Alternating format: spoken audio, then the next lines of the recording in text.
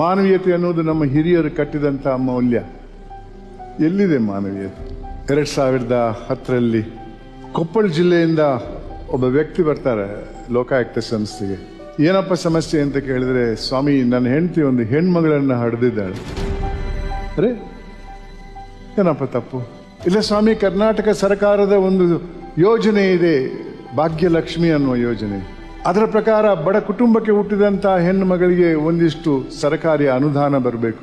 ನಾನು ಸಮಾಜ ಕಲ್ಯಾಣ ಡಿಪಾರ್ಟ್ಮೆಂಟ್ನವರನ್ನು ಕೇಳಿದ್ರೆ, ಇಲ್ಲ ನೀವು ಬಡ ಕುಟುಂಬಕ್ಕೆ ಸೇರಿದವರು ಅನ್ನೋದಕ್ಕೆ ಪುರಾವೆ ಇಲ್ಲ ಅಂತ ಹೇಳಿಬಿಟ್ಟು ಅವರನ್ನು ಕಳಿಸ್ತಾರೆ. ಆ ವ್ಯಕ್ತಿ ನಮ್ಮಲ್ಲಿ ಬಂದು ಬಹಳಷ್ಟು ಬೇಡ್ಕೊಂಡ್ರು. ಅವರನ್ನು ನಂಬಿ ಒಬ್ಬ ಅಧಿಕಾರಿಯನ್ನ ಕೊಪ್ಪಳ ಜಿಲ್ಲೆಗೆ ಕಳಿಸಿದೆ.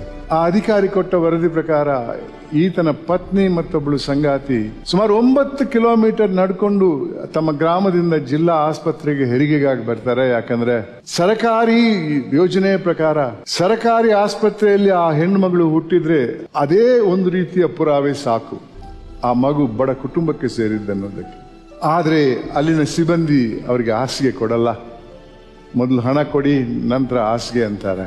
ತಮ್ಮಲ್ಲಿದ್ದ ಹಣ ಅವ್ರಿಗೆ ತೃಪ್ತಿ ತರಲಿಲ್ಲ. ವಿಧಿ ಇಲ್ಲದೆ ತನ್ನ ಜೊತೆ ಬಂದವಳನ್ನ ಹಳ್ಳಿಗೆ ವಾಪಸ್ ಕಳಿಸ್ತಾಳೆ. ಆವಾಗ ಸಿಬ್ಬಂದಿ ಹೇಳ್ತಾರೆ, ಇಲ್ಲಿ ಕೂರ್ಬೇಡಿ, ಹೊರಗೆ ಕೂತ್ಕೊಳ್ಳಿ ಅಂತ. ಆಕೆ ಆಸ್ಪತ್ರೆ ಗೇಟ್ ದಾಟಿ ಮಾರ್ಗ ದಾಟಿ ಬಸ್ ಸ್ಟಾಪ್ ಅಲ್ಲಿ ಕೂತಿರ್ತಾಳೆ.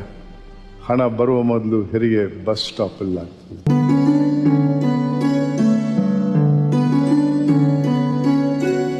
ಇದು ಮಾನವೀಯತೆ? ಕೈ ತುಂಬ ಸಂಬಳ ಪಡಿತಾ ಇದ್ದಾರೆ, ಸರ್ಕಾರಿ ಕೆಲಸ. ಒಂದೇ ಒಂದು ಜವಾಬ್ದಾರಿ, ಆ ಆಸ್ಪತ್ರೆಗೆ ಬಂದಂತ ರೋಗಿಗಳಿಗೆ ಕೊಡಬೇಕಾದ ಸೌಲಭ್ಯಗಳನ್ನು ಕೊಡುವುದು. ಅದಕ್ಕೂ ಅವರಲ್ಲಿ ಆ ಮಾನವೀಯತೆ ಇರಲಿಲ್ಲ.